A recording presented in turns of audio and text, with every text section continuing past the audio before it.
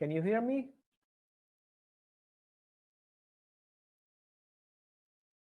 It's just me, I think. Lenia, you're in, right?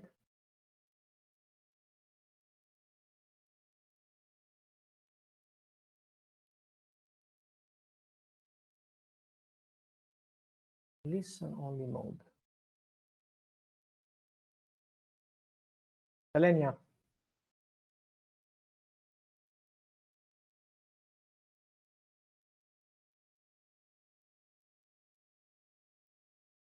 Lenia, can you talk? And you should hear me, right? Okay, good. Okay. Because I didn't have the option to. I know I have to enable you. Mm-mm. Yes. And I don't see Elias is still not in, I think. No. Elias, are you in?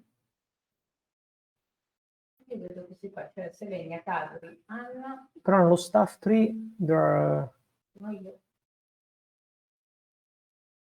Elias.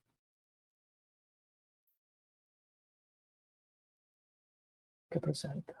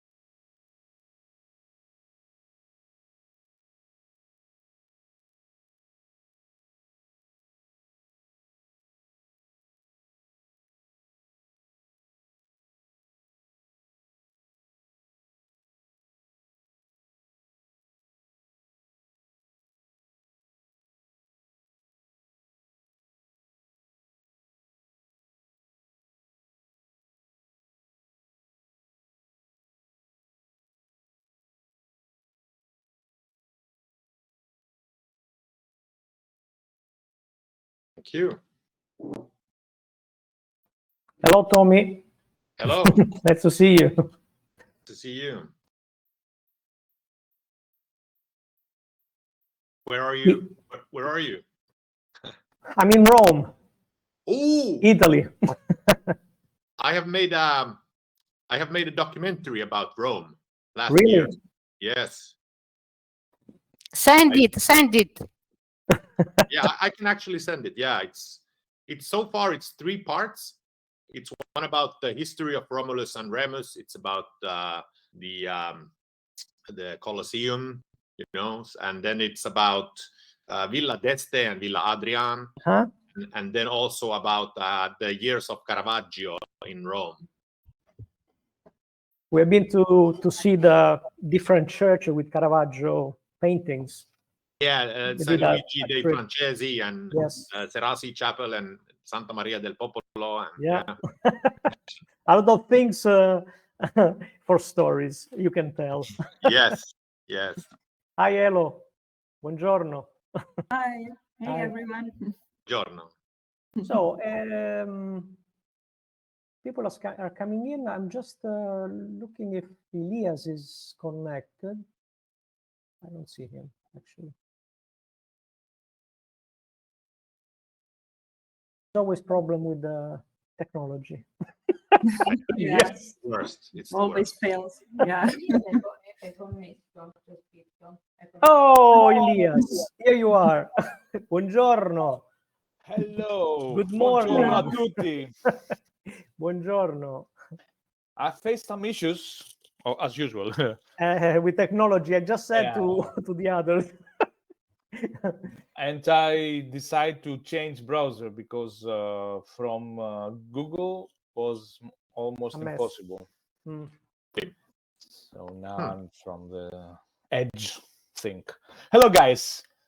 So Hello. Elo is from Civita. Elias is our good friend. We did a lot of projects together, and he's a professional and a psychologist. And then he will tell about himself to everyone. And then Tommy, I guess we just knew him now because he's from Civita. And so let's wait for a while for people to come. Yes, of I course. see 2, 3, 4, 5, 6, 7, 8, 9. Let's wait. I would say other 5 minutes, maybe. Yeah. No worries. No worries. 6 minutes could be nice. I mean, even in the amphitheater inside the university, we always leave this 10 to quarter for people to gather. So.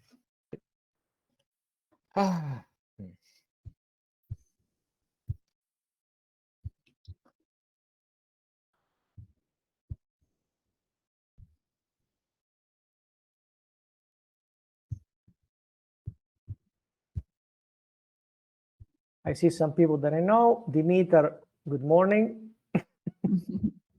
I see Levan that I know.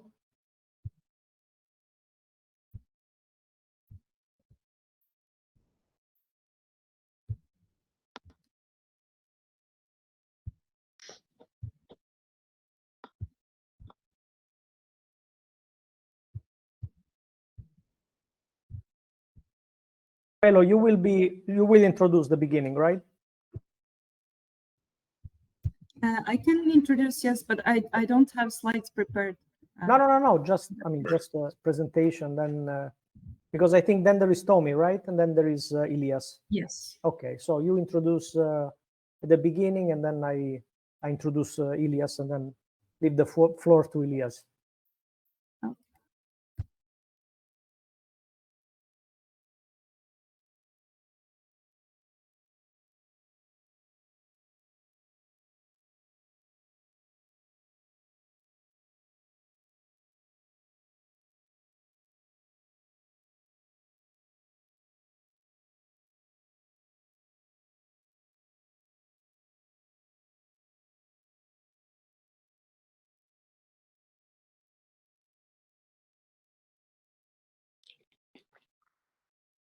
For everyone, we were going to wait another couple of minutes and then we will start.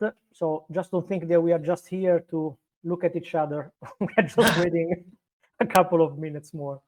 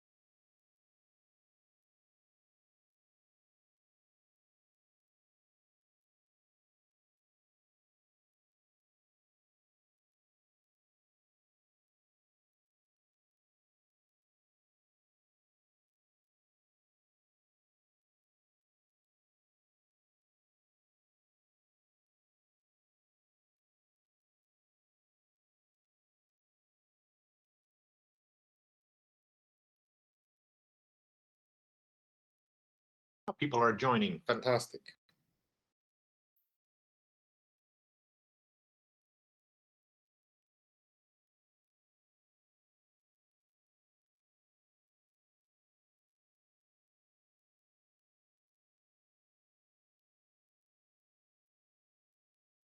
Hello, I think we can start. Let's do it. Okay, let's start. So, hi everyone. My name is Elo, and I'm a part of the NGI Tetra Consortium. And in my everyday life, I work in Civita in the innovation stream as a consultant, managing all kinds of innovation projects and dealing with startups and helping them to achieve their goals. And today we are here to organize this webinar, Mission Impossible, Finding Work-Life Balance in Small Companies. And we have here, first we are going to start with an experience sharing session. And we have here Tommi Kaukinen, who is a public speaker, entrepreneur, and he has been through something that I hope that you haven't, which is burnout. And today he can share with us why or how it's happened and how we can learn from his experience.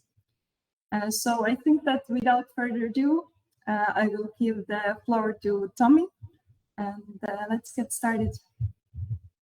Fantastic. Can I share my presentation on the screen somehow? Yes, there should be a button down here. I hope you have it too. You should have it now. Yeah, I have it. Yes. Yeah. And if anyone has any questions, you can let us know in the Q&A in the chat, or you can just speak up when it's the question section. So Awesome. the Q&A is on the left there. There is a box there, left, right corner, for those who don't know yet. Great. Okay, let's see. Window. There we go. Screen share failed. Why is this? Oh, here we go again. Share screen.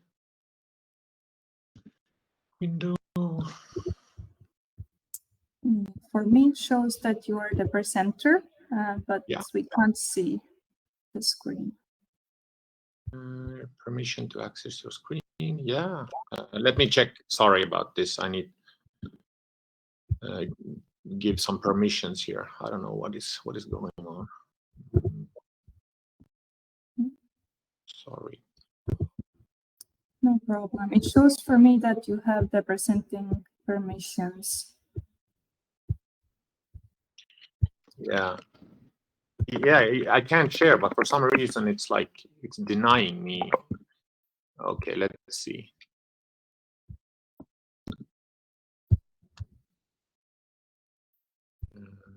Okay. Let's try. Yeah, it seems that you have to, because there is a share the screen and share the material, so you have to select the share the screen apparently. Yeah. You have two options, and after that I don't know what will happen. Let me try. What is this?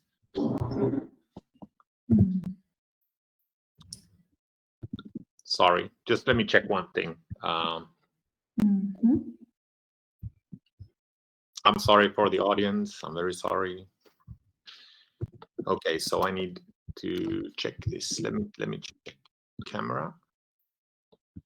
And it's called Soho, right? Zoho, yes. Indeed. Luis and Susanna, did you start the meeting from Zoho, or you are? Because we are all co-organizers, right? So it shouldn't be the problem there. Yeah, I don't see the organizer. We are all co-organizer, I guess. Okay. Let me wait. see if I can share, because let me try to see if I can share also. So Very sorry. Yeah, try if you can share. To be honest, this is a trial because we want to know if you are ready for the Mission Impossible. So it is not a fake, but it's a, you know, a few months ago we had a meeting that a webinar that was about managing stress and things that are changing. And in that moment, we discovered that we received the information that we had COVID in the real COVID. So it was a kind of a shock. And we were exactly in the middle of the meeting in which we were teaching this. So Elias is sharing. No, So it's me. I don't know it's you, Luis. I'm sharing. It's my presentation, but it's not me. No, I'm sharing. I'm sharing to see if it works. Okay, Yeah, so okay, you now can make it. So if you send the So now presentation I to stop Luis, No, this is I found a solution. oh good. Okay, I tried one thing. Can you Yeah. try it for me? I need to reopen Chrome, so I'll be back in 1 minute. Okay. By the way, Elo, you duplicate yourself, so you have. Yeah. I decided Elo. to double it. No, Everything is part of the exercise. How many of you are? Let me also share my screen now. I mean, Yeah, the try. same Yeah, presentation, try to see if it works here. I have to make you the presenter probably, or not. No, you are the Do you presenter see? already. You No. see it? Yes, now we see it. Okay, great. Yeah. Okay, I think it's gonna work now. Stop sharing. Okay, now let's see. I needed to give permission to Google for some reason. No problem. There we go. Do you see my presentation now? Yes, Mission Impossible. we do. Cute. Wonderful. So I managed to solve the Mission Impossible before I got started. So now you can see License to Fail, because I'm like a poor man's James Bond, and I'm Tommy Kaug. And I actually started my career in a fund management. After graduating from Stockholm School of Economics, I studied finance. I was out there, and I got out to work life looking like this, suited up and ready to take on the investment world. But shortly after starting to work, I got quite shocked, because the investment world, I was working for investment banks like JP Morgan and Bank of America, kind of as a local asset manager. And I thought it was quite boring, to be honest, because my work was basically doing Excels and moving cash from a place to another. So the banking life wasn't actually as sexy as I thought it was. Because in school, I watched movies like Wall Street and all this sort of stuff. And I was like, yeah, that's where I want to be. But after a couple years, I started feeling like there has to be more. There has to be more to life. And the problem was that there was a lot of micromanagement in this sector. And I started feeling like lack of purpose. So after 5 or 6 years, I bought the material goods. I had the apartment. I had my bonuses. I had all the stuff that basically people tell you that you should have in order to be happy. But I wasn't happy. I was actually quite confused. And probably it's some sort of midlife crisis, or maybe 30-year-old crisis, because what society kind of admired and what is generally looked upon as success, I didn't feel it. I was like, this is not enough for me. So after these 6 years, I went to my boss and I said, look, I can't do this anymore. I need to do something of my own. And she looked at me and she was like, are you serious? Are you going to quit? And I said, yes, I have to quit. And I started my first startup. And, this was back in 2011, 2012. And I felt enormous freedom. I was like, yes, I'm an entrepreneur of a startup company. I didn't know anything about technology, but I knew a lot of stuff about finance and then how to structure business and stuff. And it's a good way to get into the scene if you find someone who's technical and can do marketing. But I didn't care, because for me, it was most important that I felt autonomous. And the reason why I actually quit my work was what you see in front of you right now. It was a calendar. but it was an intuitive calendar that wasn't intuitive. So this is basically the blueprint that I went to my boss and said, I'm quitting to become a startup entrepreneur. And to be honest, most probably all the people that some point in their life jumped off to a startup wouldn't do it again with the same product, because you learn. So jumping onto a startup and doing entrepreneurial life requires some sort of naivety. You have to be a little bit naive and believe. What this naivety leads to is actually a lot of self-development, because you start understanding that it's quite hard, actually. Building a consumer product or even a business product is extremely hard.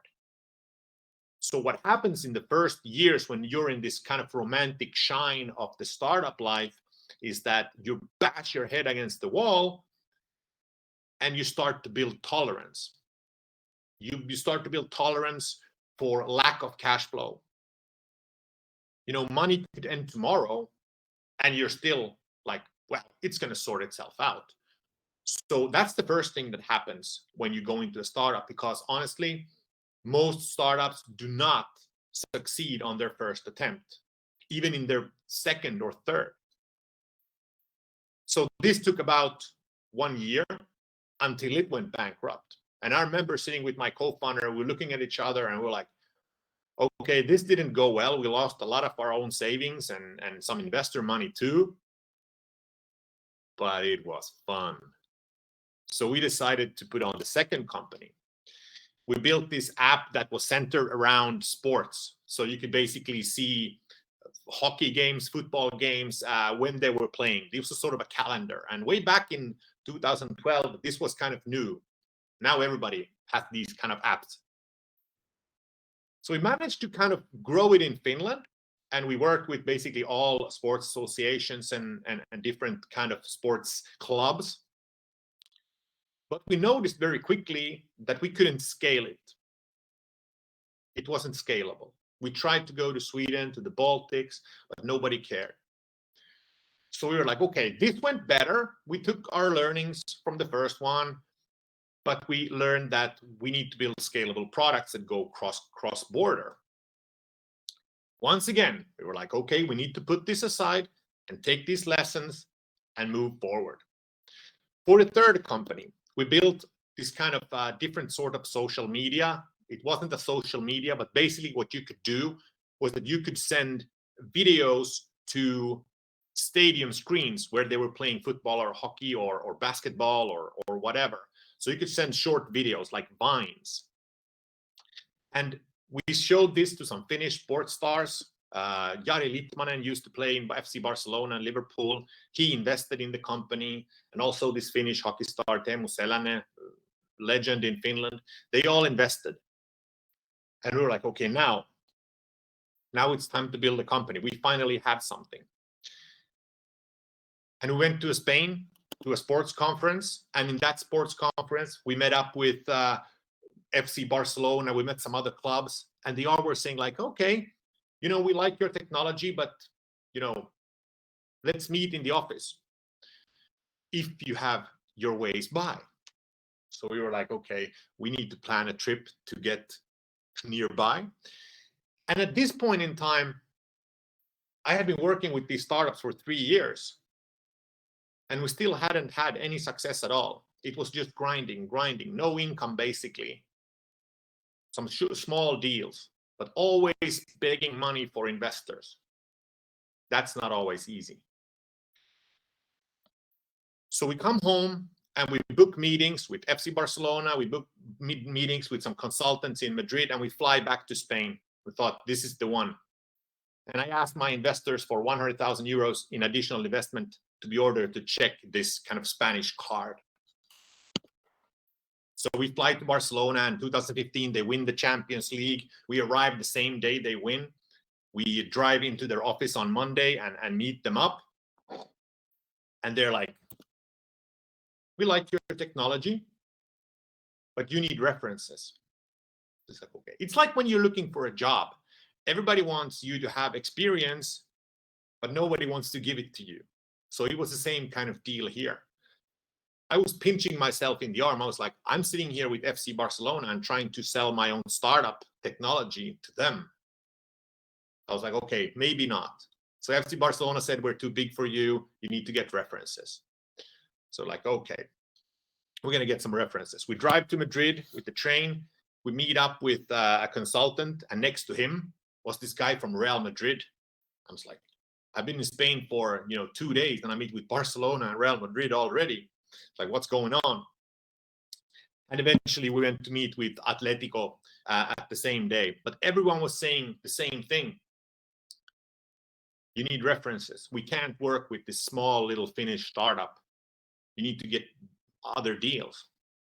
And at this point in time, I'm already like, I've been doing this for 3 years, day and night, asking investors for money, always broke.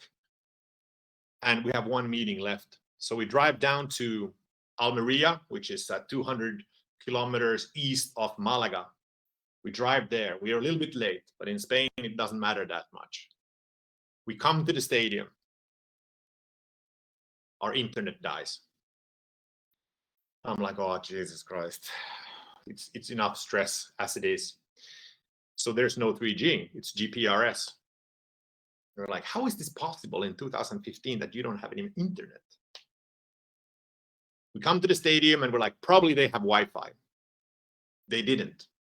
So I'm standing there. The personal hotspot isn't working. Nothing is working. And the only demo of the product is in the app, in the phone. And I just standing there. I'm like, oh, everything is going to go to hell. Until the chief marketing officer of the club is like, guys, I know where we can get internet. I'm like, where can we get internet? McDonald's. So we drive to McDonald's. We buy fries and coffee and get some Wi-Fi codes. And then we show him the technology. And finally, we close our first deal in Spain, in McDonald's. And 1 month later, we go back to Almeria to do our first pilot. So fans across the town are sending and using our technology to send greetings to the stadium. And I'm sitting there like, all my dreams come true. I love football. And all of a sudden, I'm working with Spanish clubs. And shortly after that, we go and visit Malaga. We're trying to get a deal with them. They played in La Liga at that point in time. And they wanted too. They also wanted technology. So in the first home game against Villarreal, I'm sitting there, I'm looking at the screens. I'm like, is this possible? Am I working with Malaga? That was only the beginning. Shortly thereafter, we decided to focus on the Spanish football market. And we started working with Malaga, with Leganés, with Alcorcón, with Estudiantes, with just 16 different clubs across Spain. We moved the office to Madrid, and we're constantly traveling around Spain with our technology in the Spanish stadiums. It was quite hectic life. But it felt like a dream back then. And I thought, everything is possible. We were sitting in radio shows. We were on different newspapers in Spain. But the problem was, as it usually is in startup life, you don't have enough money. You have to worry. And working with the sports clubs in general, it was really hard to get enough revenue to cover for your cash loss. Which means that you basically constantly have to go back to your investors and ask them for more. And it's nice when you see newspaper articles where people are smiling in the camera and they have closed these deals and they seem so happy. But at the end, it's a really big stressor. It takes a lot of energy to go constantly beg for more money for investors. So it's very tiring. But since we had this success in Spain with the clubs, we thought we could work it out. And I felt invincible. I felt I could do everything. So when things are going fast, what happens in the entrepreneurial mind is that you want to go faster. You want to go faster. So I decided I have been running some marathons earlier. I decided to be an Ironman. So I started to compete in Ironman competitions. An Ironman is an endurance triathlon where you start off with swimming 3.8 kilometers, then you bike for 180 kilometers, and then you run a marathon. And in 2016, I crossed the line in Copenhagen as an Ironman, and I thought, nothing can stop me. I'm a startup entrepreneur. I'm an Ironman. I can do anything. Until you can't.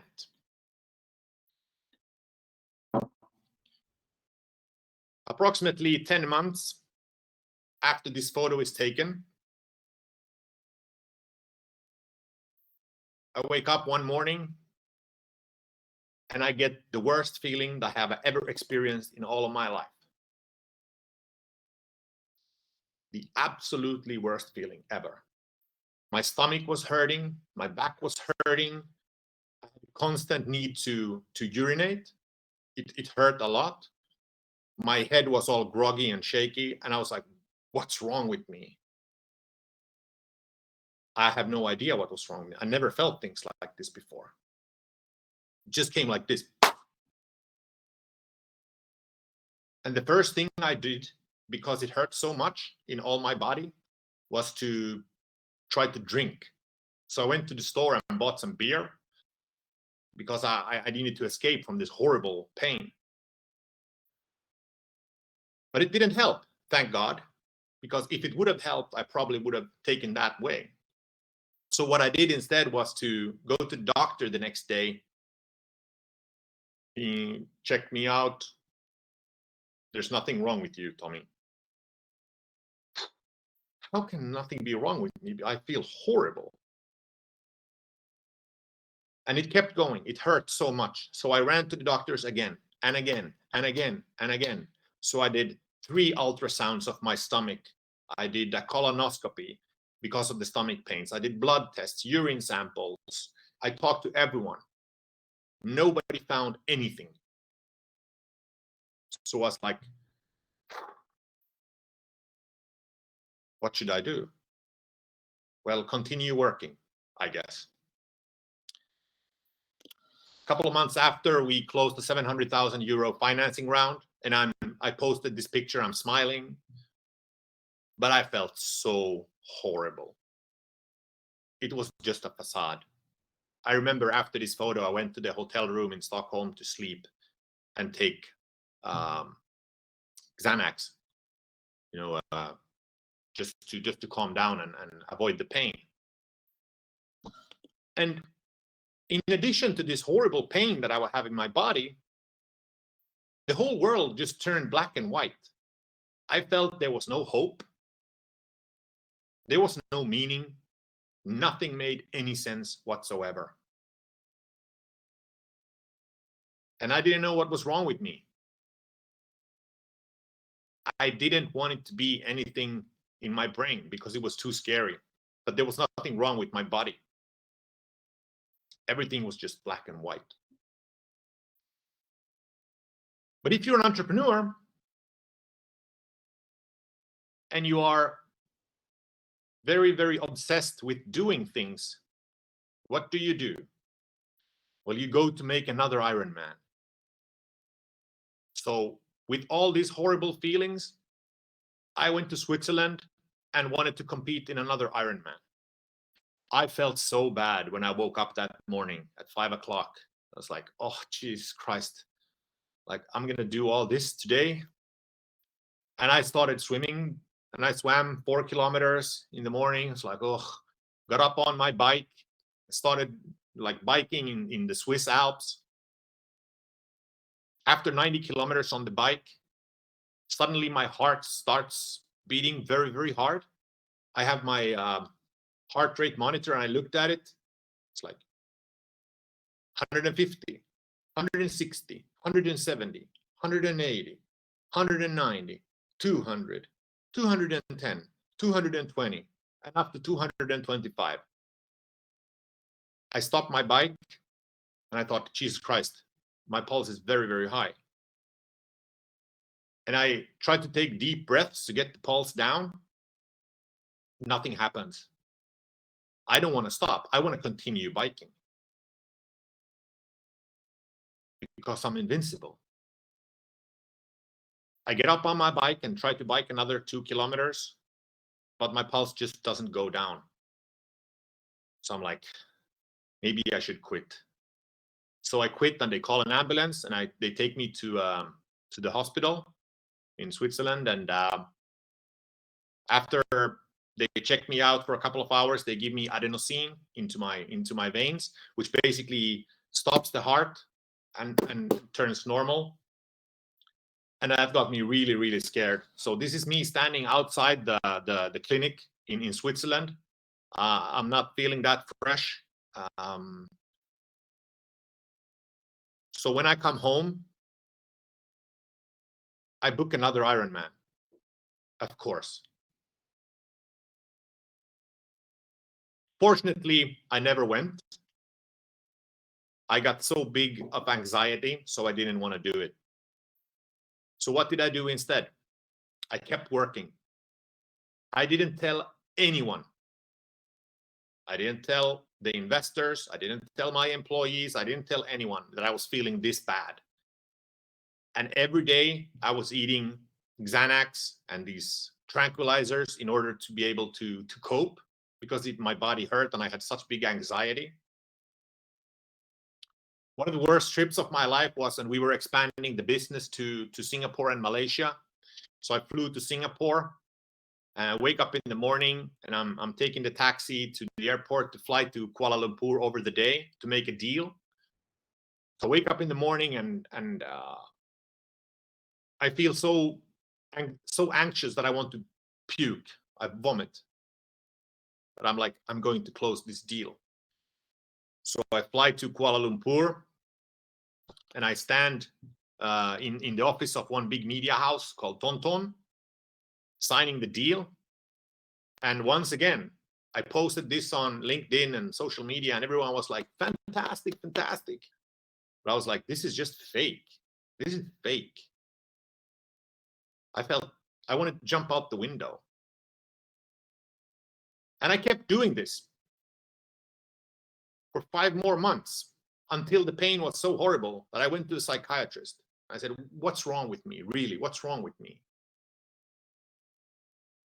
And he said, you're burnt out and depressed. You should consider taking antidepressants. I'm like, I'm not taking any antidepressants. I'm not a loser. So I kept working. I went to Tokyo, to Slush, to the startup conference, and I had the worst days of my life there. But in Tokyo, I decided I have to surrender. I have to surrender. I have to quit. And the funny part was that nobody actually realized how I felt, because people who feel really bad are really good at faking it. You learn to fake it. You learn to smile in the photos. You learn to kind of be by yourself. And nobody in my surrounding even knew that I was feeling really, really bad. But then I came home from Tokyo, and I looked at the package of antidepressants, and I decided, I guess it's time to be a loser. That's what I thought back then. So I opened the package and I started eating antidepressants. And at the same time, I told my board and my investors that I'm going on a sick leave. And the relief was the biggest relief I had in all my life. Slowly, the antidepressants started working. And when I cut off the company I had founded, it felt so good. I didn't want to let go, but it felt so good to just let it go. And 1 year later, they filed for bankruptcy, but I didn't even care. I didn't even care. They had cash problems again. I just wanted my life back. Burnout can lead to, but also resembles, depression. These are just human conventions, concepts. like that we made up, like burnout is this and depression is this. They're very, very, very close to each other. If you think positively every single day, work hard, strive to become the best version of yourself, surround yourself with inspirational people, and never give up, then there are no limits to how exhausted you can become.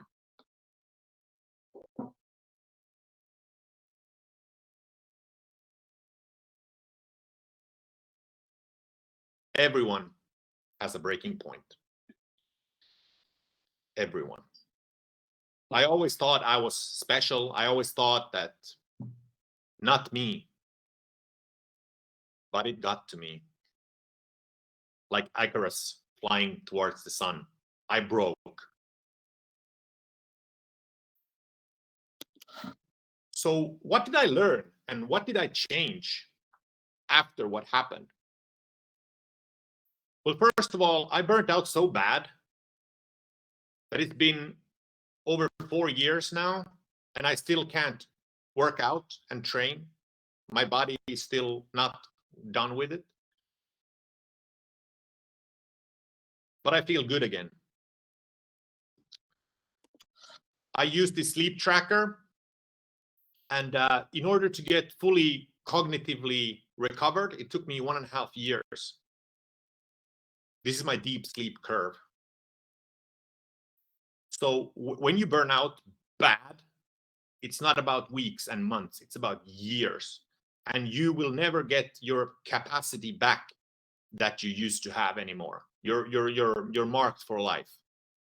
So it's a dangerous thing to end up in. I've ruined a little bit for myself with this. But I still say this is the best thing that happened to me, because if it wouldn't have happened now, it would have happened maybe in 10 years and I would have gotten a heart attack and actually died. So this was a blessing that came fairly early in my life anyway. So I decided to start doing things differently. I wanted to do things with my friends and my animals. Like, this is my dog. This was my dog. He's in dog heaven now. But he was a very big part of my recovery. I started calling my friends more often. Started to increase social kind of cushion in my life, meeting people, being social. I was very keen on having a purpose. So I did some pro bono work. I went to Africa to work with startups. I went to Kosovo and I went to Finland and do some work in Africa still. It was really important for me that the stuff I did had some sort of purpose, that it felt meaningful to me. I made new routines for my work, for example. I started doing a lot of what is called deep work. So when I work, I do it without distractions. I do it focusing. And this is very meditative when you do. It's very hard, but it's very meditative. So when you do deep work, it's like you shut up all the distractions and then you just do one thing at a time. But from a perspective of being an entrepreneur, the things that have most impact for me was basically, now I recognize burnout. I didn't back then. The thing is that it's really hard to recognize burnout when you're an entrepreneur, because, it's hard. You're very stressed. You're probably sleeping too little. You probably have a little bit of stress all the time. So you don't notice the small variations. So it's not easy. But what I learned with burnout recognition is that physical pain or physical kind of symptoms are symptoms of burnout in many times, or even depression. So I had a lot of pain in my stomach and back, but I thought it was physical pain. But it wasn't. It was psychological pain. So it feels like real pain, but it isn't. It's a way for your body to tell you, slow down. So now, if I notice I get some weird symptoms or something like that, I'm like, whoa, whoa, whoa. It's getting close. I don't want to go here. That's very important. And in addition to recognizing it, it's nice to admit it to yourself. It's a hard thing to admit to yourself when you're just grinding and grinding and grinding. But it's very relieving once you accept that, okay, maybe I'm not a superhuman.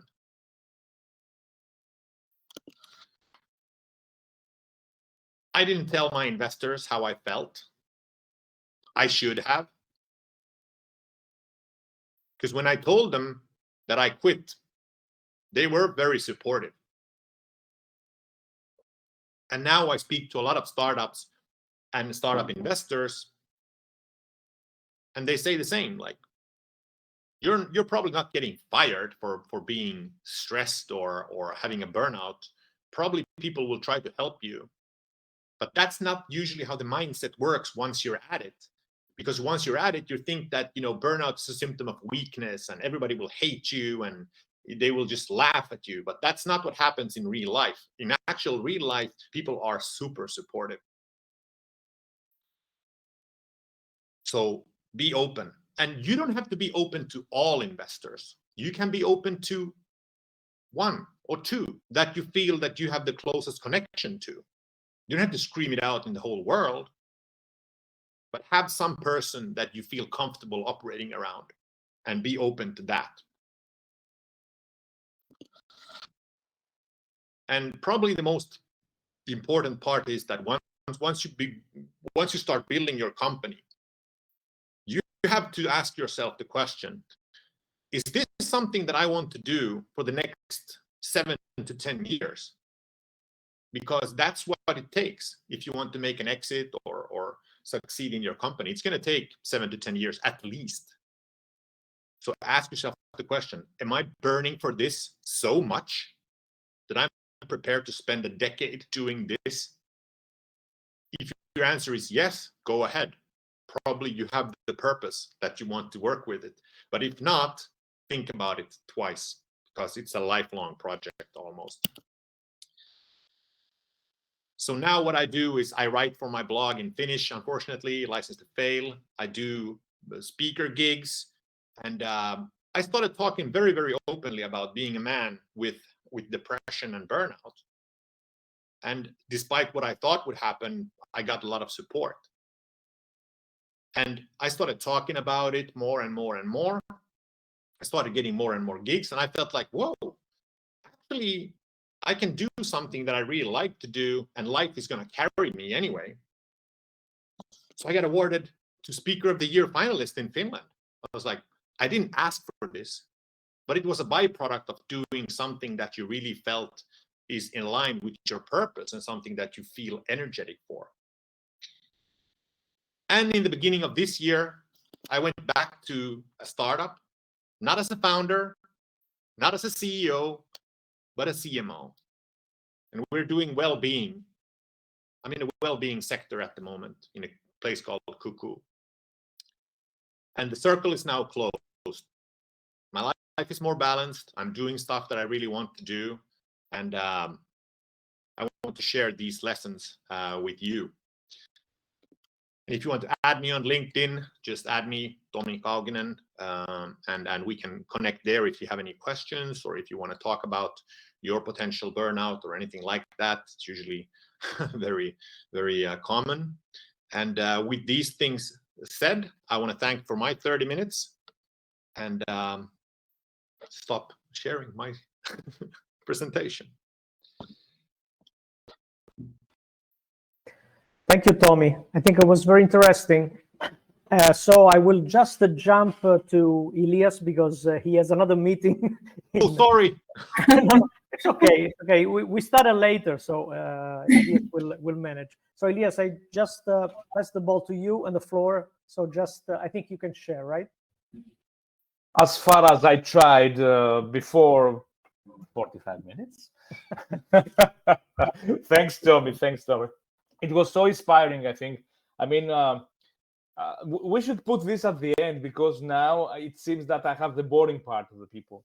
So all the theoretical background of what causes, let's say, stress and suppose that Luis should introduce me, but I will do it myself. So Luis, no worries. You did too many things, so it's better if you introduce yourself. I don't know everything, all the things that you do. I'm doing a lot of things, guys, around the table. First of all, I have to thank you being with us, even though it will be more fun and much better if we will be in a physical way altogether. But these technologies allows us also to be together from different parts of this world, which is really great. So I'm Elias Rafael. I am. If you ask me what I'm doing, as Luis said, because I'm doing a lot of things, I'm a nomad trainer. So I'm searching around the world for good techniques, adult education techniques, and I try to apply to my trainers. My theoretical background is a psychologist. I'm a psychologist. Actually, I will share my screen right now in order not to see me, but to see something more interesting. Yes. Here. I don't know if you can see my screen We do. now. Okay. On presentation mode, let's see if it works on presentation mode, because we see the What you see? Tell me the truth. PowerPoint. We don't see the presentation mode. I have it in presentation mode, and actually I cannot see anything else here right now. Only my presentation. Let's stop sharing again. Let's try it again. Let's restart it. Just share the screen, maybe. I was sharing your the screen, not the window, probably. And then choose. Now I'm out of sharing. You still see my presentation or my fantastic face? We see your face. Okay. Do you want me to share? Maybe it's better. Maybe. Let's try. Yeah. Let's try this, because I need to check also, because I mean, even from this point of view, from this online thing, we can still have opportunities, let's say, to interact and to check on another. So as I told you, my background is I'm a psychologist.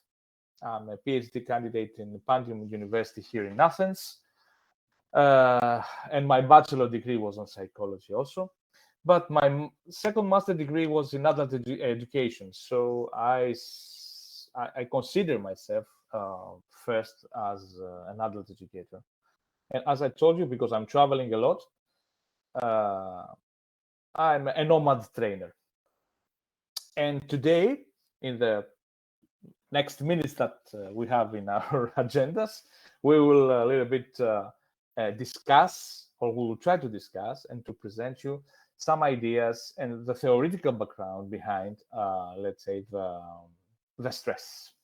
But first of all, I need to check, even though we are a lot of people and we are in this position, I need to know, at least statistically, I mean, how you are coming today to this workshop. What are your feelings? What are your emotions?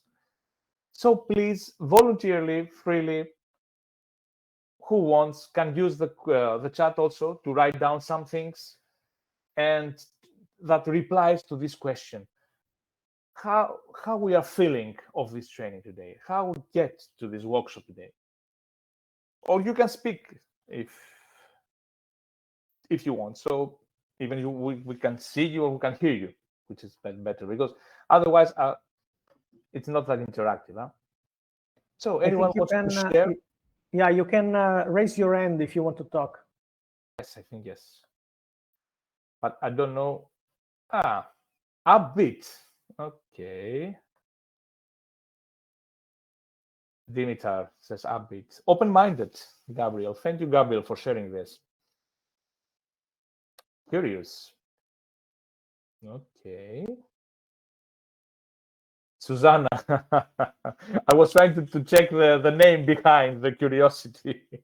It's always me when there is a cat, a curious cat. Yep. Anyone else wants to share something?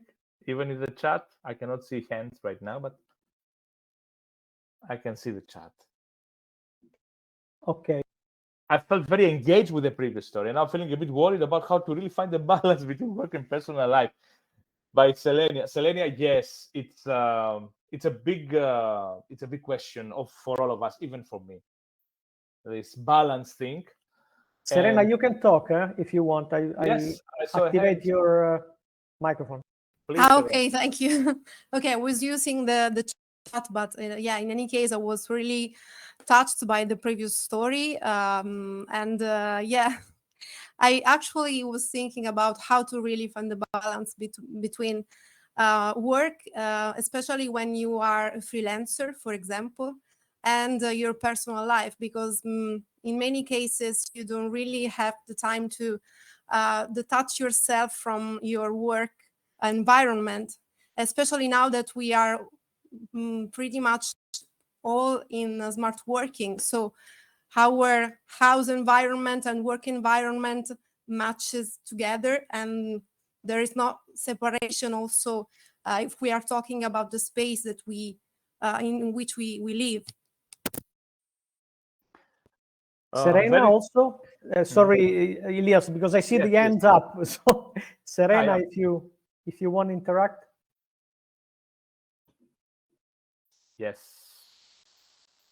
Pietro also made a comment. I don't know if Serena wants to add something because her hand still is up. And I totally agree with Pietro. I mean, there is a theoretical background and academic level for all these topics. And of course, even me as a psychologist after my degrees, nobody's really actually teach us how to balance work and personal life. I'm not sure if, let's say, I'm speaking, but it's not working, Serena. I'm not sure if there is a kind of lesson, academic lesson, structured academic lesson that someone can teach us these things. And a very important role again plays this experiential thing, this experiential learning, the learning by doing or the learning by having problems, as in most of the issues of real life. But yes, there is a small theoretical background behind, especially a big one in the stress level in psychology. And this is that we will try to find out a little bit today. I mean, not in that academic level, because it's, again, trying to be more experiential. Take care, Serena, because you're driving. So you have to take care and to focus on the pathway, on the street right now, not to me. So, guys, let's go one step further, also to the presentation, and let's try to find out this stress. So, a question here is, what does stress mean to you? And I'm not searching for, let's say, an academic definition. I'm searching for your personal experience definition. So something or a process or even a bunch of things that stress you out.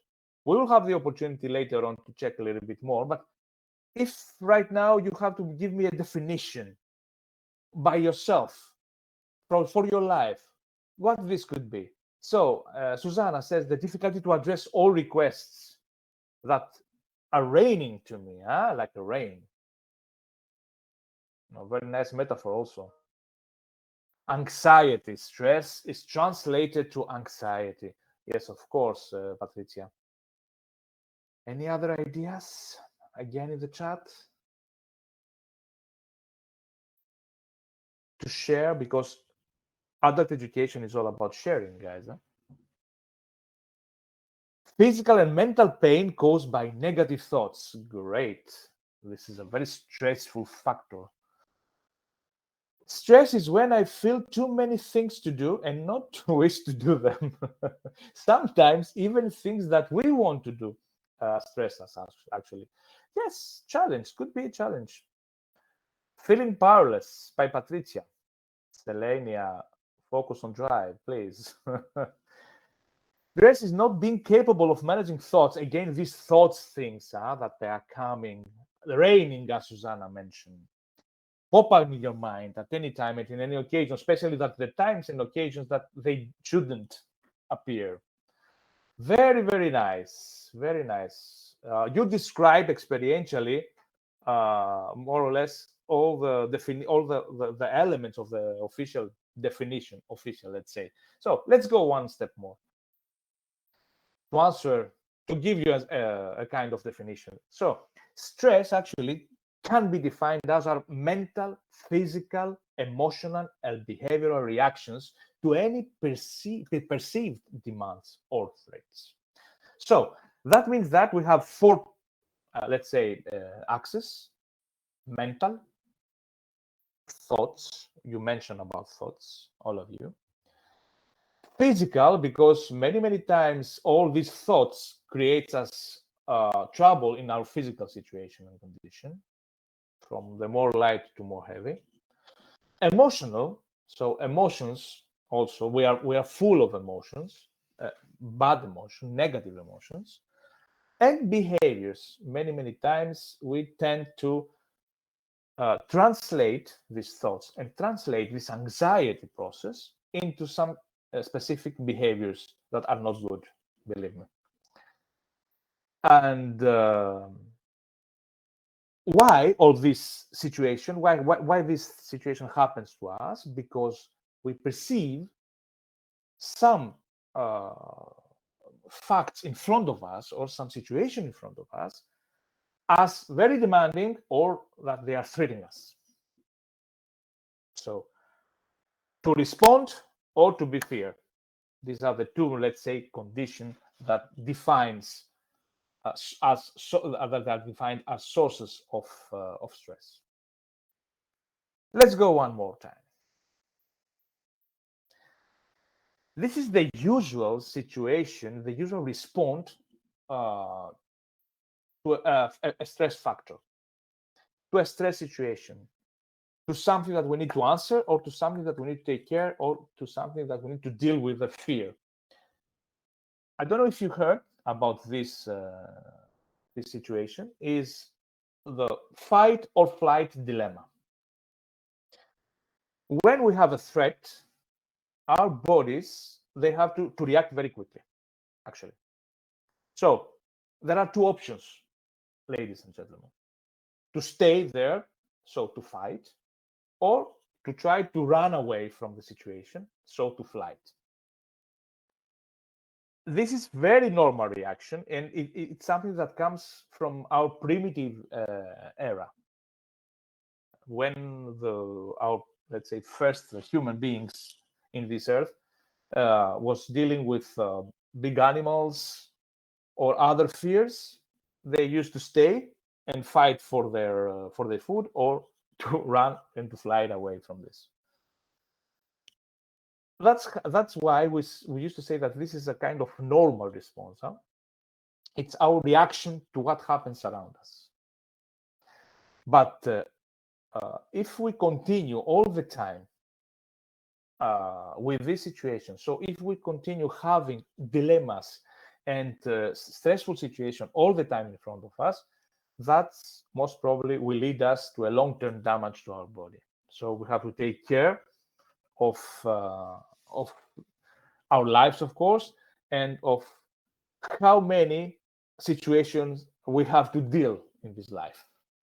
I know that there are a lot, but we should take care of how many we allow to our life, to introduce to our life. Okay. One more, please. What makes something stressful? Let's try to be a little bit inside these stressful resources. Huh? So situations that have intense requirements, things that needs to take care, and things that they are including a lot of things to do from us, asking from us many things to take care. Another stressful factor could be the situation that are imminent, so a deadline or something that is coming, relatives from the village. Even simple life situation can create us can put us in this stressful condition. Huh? Transitions of life, so changes, significant changes, even not that significant. Sometimes even more light changes can put us in stressful situation. Not to mention the big ones like marriage, or losing people, or losing friends. The timetable itself, the time management, which is another, let's say, very interesting webinar, seminar topic to discuss. Whatever comes as a deviation from the normal, from our normality. In general, human beings, they like their routine. So all changes, every possible change from our routine can create us a stressful and painful situation, actually. Ambiguity, I'm not sure. I have dilemmas, I have doubts. Sometimes the situations are creating these ambiguities and questions. As we said before, even good things can create stressful environment around us. So some desires that we cannot fulfill.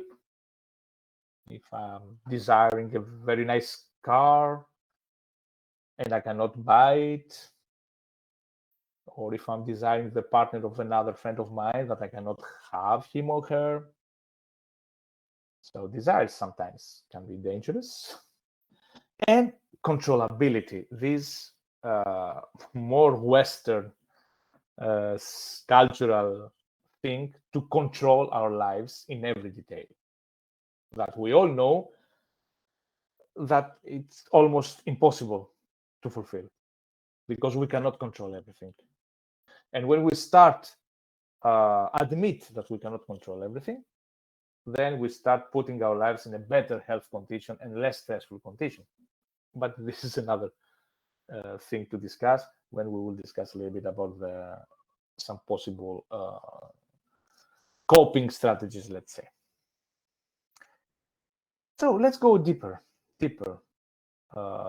Luis. Here we have to, let's say, separate a little bit the level of anxiety, because the stress as a physical reaction to the situation that is coming is not all the time a bad thing. Of course, distress as a continuous special experience, I mean, it's awful. You're all the time feeling that I'm oppressed, all the time feeling I'm behind the schedule, and then other thoughts are coming that I'm not capable to do this, and I'm not able, I don't have the competences to fulfill, to achieve the goals. And then all the aspects of my life, working aspects, financial aspects, sometimes also family aspects, became stressful because I'm stressful. It's not that they became stressful. I'm the stressful point in this occasion. Huh? But this vigilance, which is another level of stress, it's, let's say, the positive stress, the positive amount of stress that we all need to feel a little bit challenged, to deal with a new situation, and to be aware and alert that, okay, now I have to react to something. Because on the other hand, we need to react to our life. We need to react to problems that they are coming. It's not healthy, it is not good to stay with the flat emotions, as we used to say in psychology. Because sometimes this flat emotion hides also other problems behind. So, examples, I have used here some examples of distress, like financial difficulties, conflicts in relationships, excessive obligations, managing a chronic illness, or experiencing a trauma. Connecting also with COVID situation. I think that this consideration about negative stress are even more tangible if we think about how lives change. Exactly, Selenia. I was referring about this, especially this trauma, this post-traumatic shock after COVID, but not after COVID. COVID is still here with us. It's a very to the point example of what is happening. On the other side, vigilance. So this ability to react and to respond. Can be this graduation thing from universities, getting married. Even a positive thing like receiving a promotion can create this vigilance, this responding ability, or change jobs. But we have to include all these changing management competences that we should have. So, one more, please. Now I need you to think. I mean, I don't know you. I don't know how old or how young you are. I assume that you are all young. You are not an old guy like I am. The most important, the most significant, situation to check how is this stressful situation is to think about a test in university or a test in college.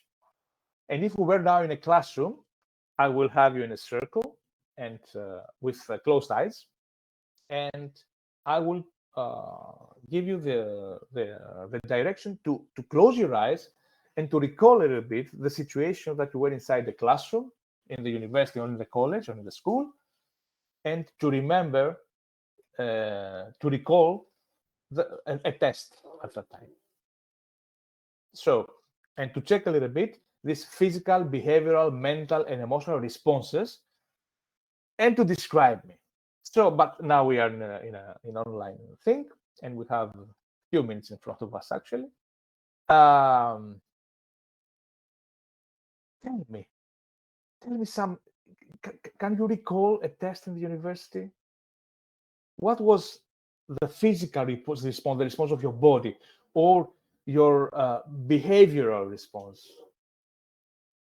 mental response, or emotional response when you were inside the classroom and the teacher came with the test questions? Can you recall this? Can you have it in your memory and to describe a little bit these stressful feelings using the chat or the microphone?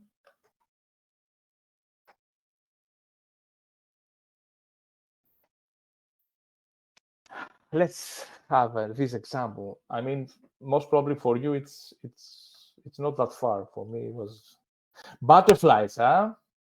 Yes, butterflies. Yeah, it's butterflies, Pietro. Not nice feeling at all, Dimitar says, of course. I still remember here in Greece, we had this national exercise to enter a university, because here in Greece still we don't have private universities that are public. I still remember I was in the classroom waiting for the questions, and I remember the noise of the legs in the stairs of the teachers coming with the questions. I was inside, and I can hear this. It was so stressful and so painful situation. Yes, adrenaline, of course, Susanna. Of course. And as I told you, sometimes this adrenaline helps, helps us, give us motivation, give us energy to react, because otherwise they will stay there doing nothing, of course.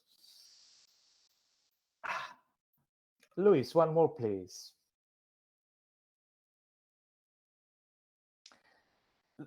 Let's check a little bit all together the different areas of life that we can say as areas of stress, or potential areas of stress. Let's go to the other side. Let's go to the next one, please, because these are the areas. And let's see what we can see here. Of course, stressors, so factors of stress, possible potential Not apparently, but yes. Work is the first, let's say, resource of our stress. That's why we are all here, huh?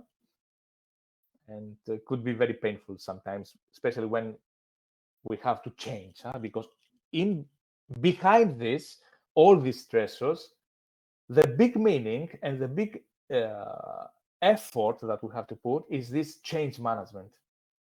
And change is very painful all the time. Even the good change, the change for a good reason, could be painful.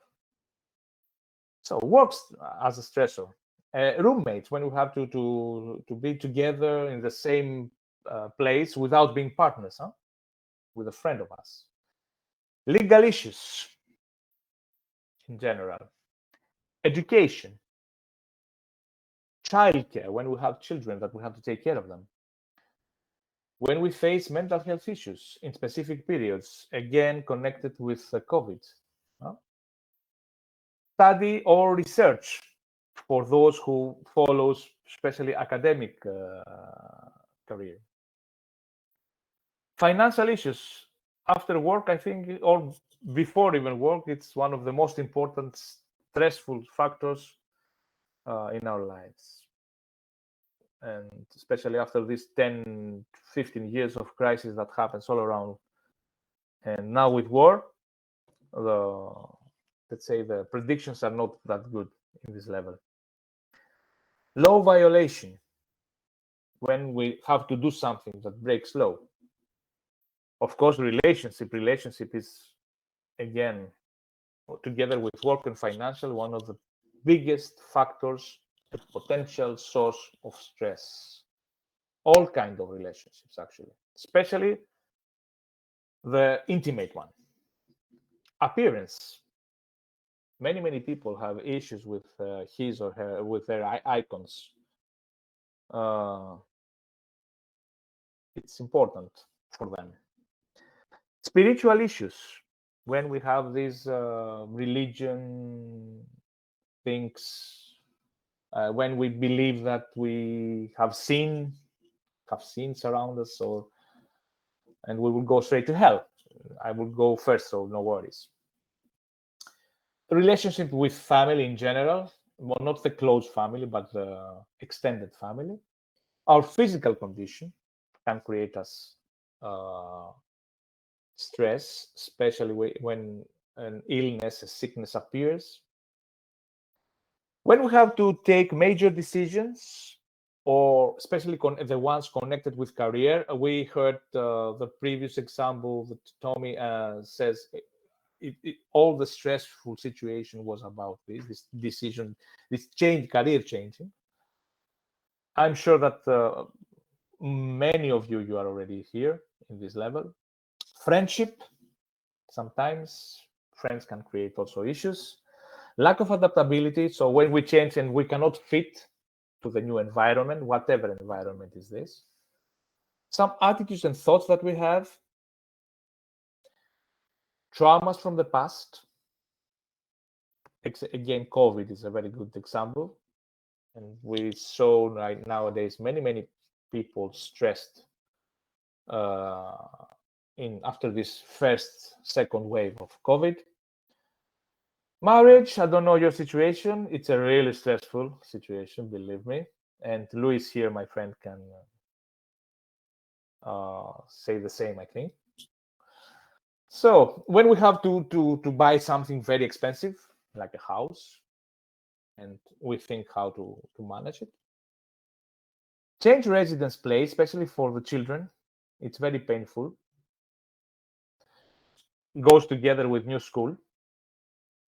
There are many stressful situations, especially in children, caused by these changes of schools. Change the quantity of recreation, have recreation activities. So think about COVID and when all these restaurants and bars and things that we love to do with the other people were closed. So they put us in a situation almost as in prison inside our homes. Huh? Change to number of social activities. So sometimes because of financial issues, we cannot fulfill all of our desires of social activities. So we cannot go all the time or every weekend on bars or restaurants if it is something that we like to do. And this can create also stress. Change in dietary habits when we need to be on a diet. And of course, the loss of a beloved person, which is one of the most stressful factors of stress for human beings. And I hope that you don't have many experience of this, but this loss of the people could be like a divorce also, especially for children, not only death by itself. I'm sure that if you go inside, and Luis, you can go one more, you will understand several anxiety circumstances already in your life inside this field. But when we put the things in the right boxes, then we start analyzing and we start feeling better of the situation happens to us. Why we're anxious? We are anxious because actually of two reasons. The first reason is because we perceive a situation as dangerous, difficult, or painful. And again, we put us this perception because it's very important. Sometimes could be only our perception. And the situation outside is not that dangerous, nor difficult, nor painful. So the important verb here is this perceive, the perception. And the second reason that goes usually together with the first one is that we don't believe that we have these coping strategies that we can use in order to go one step further and to leave stress behind. Not all of the stress, as we said, because the small amount of stress, as Susanna says, creates adrenaline to ourselves, so creates responses to what is happening around us. So we need a small amount or a manageable amount of stress, but to leave the bad stress and the distress behind us. As you can see from psychological, let's say, point of view, the way we perceive things and ourselves also, it's the key or the button. When we found the button, so the way that we perceive, or we change this button, or we change the level, let's say, this is more or less the way to cope, to start creating coping strategies and start to avoid anxiety in a certain level. One more, dear Luis, please. Of course, when the stress level begins to rise up, our organization give us some red flags, some signals, some alerts that now don't push yourself, stay a little bit back, because the situation will become critical and the stressful level will create you issues. As a homework, if we were in the real life right now, so for the next, let's say, session, I will give you the task to create a list of these red flags that you can recognize in your body, in your mind, when the stressful level is increased. Can you write me down a few? Let's say.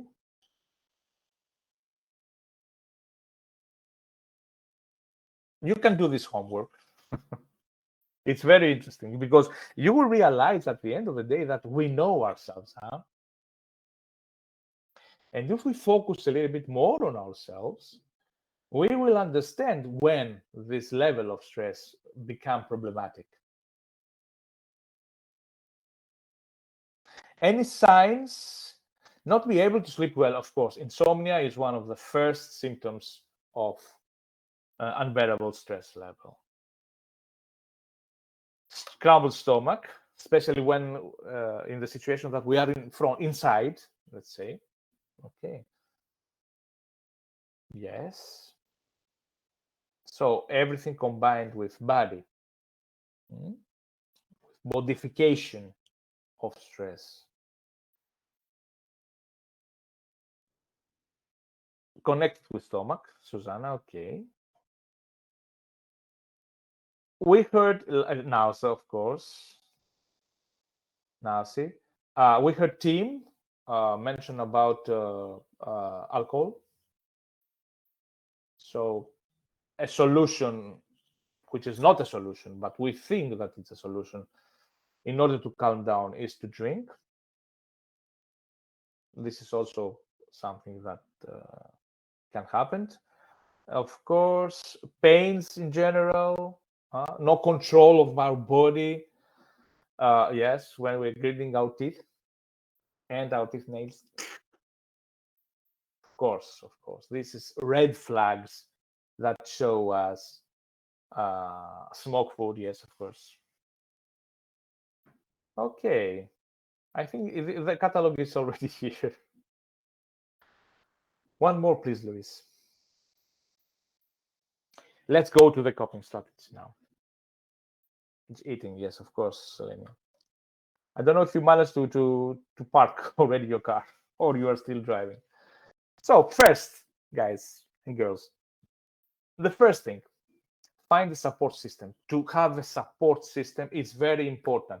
To have someone that you trust and you can talk and you can freely, great Selenia, you can freely express your feelings without doubt, without embarrassing yourself, without thinking of what I'm saying now. It's very, very important to find a support system. And I'm sure that all of you have one. You have members or potential members of this system. Could be your relatives, your important relation, your husband, your partner, your friend. Second, Luis. Okay. Change your attitude. You remember this perception, huh? Sometimes it is nicer if the person gets more stressed. Then I think that it will happen to the beginning. I mean, because it's a way, it's a training here also. So when we face new things to retrain ourselves, maybe can create more stress. But when we pass through this and we complete the training and we complete ourselves in this training, and we facilitate ourselves in this training. I mean, the person to whom we talk. So you have to choose the right person, Levent. You have to choose the right person. We know the persons that reacts and creates us more anxiety. So avoid them. Change your attitude. Find other ways to think and deal with potential stressful situation. Huh? Change your attitude. Change your perception. Life is 10% what happens to us and 90% how we react to it. So yes, something bad happens to us, but then it's our responsibility to react in a specific way or not. One more, please.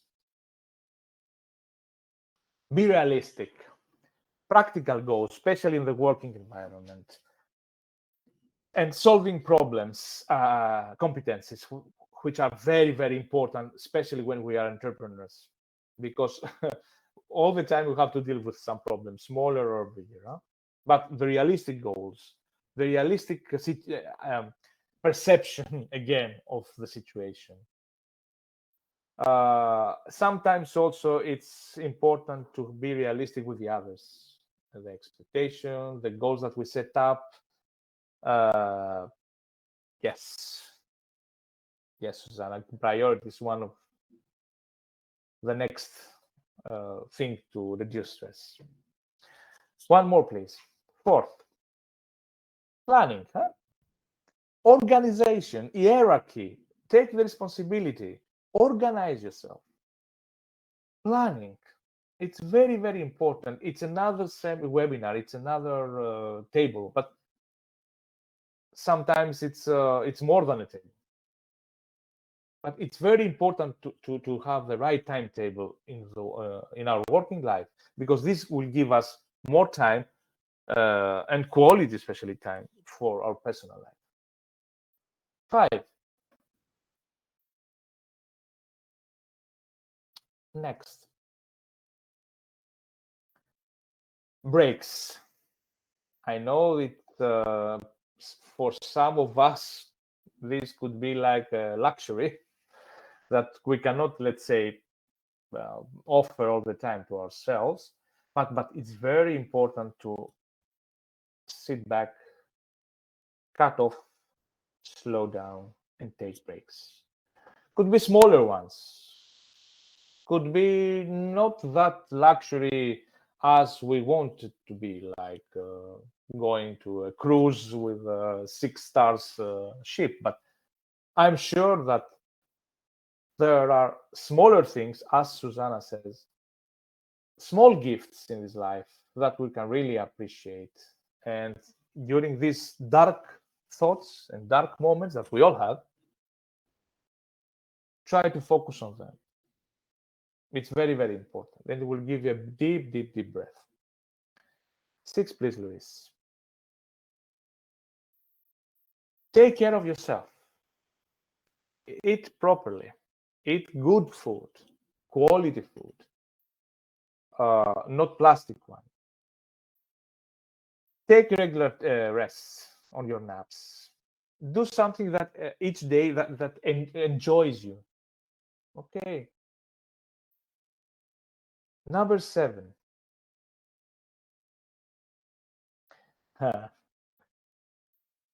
It took me more or less 25 years of psychotherapy to really learn how to say no. I don't know if you recognize yourself behind this. I'm sure that around these 32 people, 13, sorry, we have some, I mean, like me, it's very hard to say no sometimes, but we need to say no. We need to say yes only to things that deserve our yes. And this is not, I mean, we are not becoming rude. We're just protecting ourselves. And by protecting ourselves, we're protecting the people that we love. And there are a lot outside that they love us. Not all, thanks God, but there are people that loves us, and we have to protect them. But we cannot protect anybody if we don't protect ourselves. So please try to say no. Of course, Serena, it's sometimes awkward, sometimes difficult, sometimes creates issues, but we have to say no. 8, please. Some sports could help. So go to the gym, go walking, go jogging. They're also connected with specific fluids of body that help us maintain joy and fulfillment, this sense of that I'm full. And it helps also the timetable, because you put something for you, for yourself in your calendar. So it's very, very important to have it in a regular basis. 9, hobbies. If you want a balanced life, you need to have fun, guys and girls. We deserve happiness. We deserve fun. I will tell you later on, the humor is a very nice medicine against stress. Get a hobby. Do really something you like. Very, very small. could be something that you can insert it in your everyday routine. One more. Slow down sometimes, reduce your tempo. Don't put everything in the program. Try to have periods of shutting down everything. One more, please. Laugh, as I told you. Humor is the best medicine against stress. Socializing with your friends, with your partner, with your partners, if it's the case. See life from this point of view. Life as a joke sometimes can help. Don't take everything that serious. One more. Learn to relax. Could be yoga, could be meditation, could be just closing my ears and my eyes and thinking good things, could be just go to the park and smell the grass. Find these small tips that helps you to relax. You deserve this also. One more, please. And I think that we're finished with let's say, these 12 tips. Some relaxation techniques, this deep breathing. If you practice yoga, you know about this. Visualization of good things, of good pictures, of good memories, really can give to your mind a mini vacation. And of course, this muscles relaxation, I apply a lot of them, especially inside airplanes, that I'm taking a lot of them during the week. So there are some specific exercises that you can apply to relax. One more. Tips for sailors, as we said in Greece, huh? So, try to change the way you evaluate the situation to make it less stressful, this perception. Remember that stress, a certain level of stress, it's normal, but of course we have to take care of the symptoms, because most probably this gives us a sign that the level is increasing. Use coping skills and strategies to reduce stress. I have already presented you 12. There are many others connected with this or behind this. And practice some relaxation techniques. So these are the 4 tips that I can give you to reduce your level of stress. Okay. One more, please. I think Tommy says enough about the stress management at work. Just some facts that for European workers, more or less half of them, it's considered that it's a common occurrence in the workplace, and it is responsible half of the loss of working days.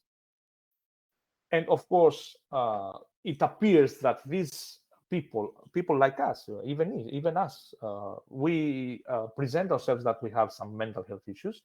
But if the company, the company ethics and the company culture treats this as any other risk, then it's more healthy for company and for the employees there. One more. Stressful working conditions, this excessive workload. I'm sure that you know. I mean, Tim described everything, I think. So many conflicts inside in between the colleagues or the employer, decision making, ineffective communication, lack of support, and psychological and sexual harassment in some cases. Hope that nobody has this experience. So, but could happen, let's say, and that this situation creates a lot of stress. I'm sure that you recognize some of them. And one more, please. I think that we are close. I will not keep you more. because we're already out of time. Burnout. Timmy says everything about burnout in experiential learning. He described us how he felt. So this exhaustion, physical exhaustion. The person feels that she or he cannot anymore and exaggerates all the time and starts thinking about that I'm not capable to do. I will not do it. I cannot stand it. And of course, this comes gradually to our personal life and to family life. And sometimes really it can be really, really dangerous for people. And can be also connected with depression. So the overall advice is the change management thing. We have to change. We have to have the skills to accept and to manage, actually, not only accept, because accept is so passive, to manage the situation by changing the perception and changing the things that create us stress, which is another table, as I said. Again, experiential. I think that I'm done. I cannot see. Yes, the symptoms: lack of concentration, insomnia. But you see, some of these are already in our list. Huh? Less productivity and many mistakes. The feeling of guiltiness, denial, of course, lack of sexual energy. Take care. And of course, at the end, depression. Hope that nothing in a certain level belongs to this group of people. Hope. So it's time to close the session right now. I don't know. Of course, there are enough questions. Yes, perfection syndrome is another big deal, dear Susanna. Another big thing. Again, dedicated with, let's say, Western cultural way of thinking. So, Elias, thanks a lot. I think it was very inspiring for all the people that participated. A lot of them, as I said, they are innovators, so they are put in a very stressful situation sometime, and so I hope that between the two they receive good suggestions and techniques, and so I think we are done for today. I don't know if Elo is still connected. And also, if there are questions, you can write, you can raise your hand and speak. You can even provide it in mails or through the guys here, and I will answer to all of you guys. If there are any specific things that you need to discuss, I will be at your disposal in any case. Because these things are never-ending stories. I mean, even me as a psychologist, story of my life, dealing with my anxiety. Someone maybe would like to share an experience or... Thank you, Dimitar. I thought. I put allowed to talk to everyone. There is a hand raised, Serena. You can speak now or not? Yeah. You have your microphone open apparently, but we cannot hear you.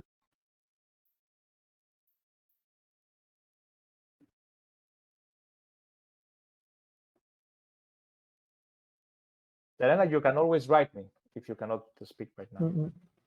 You can send me a mail for whatever you want. I activated all the microphones, so if anyone wants to ask a question.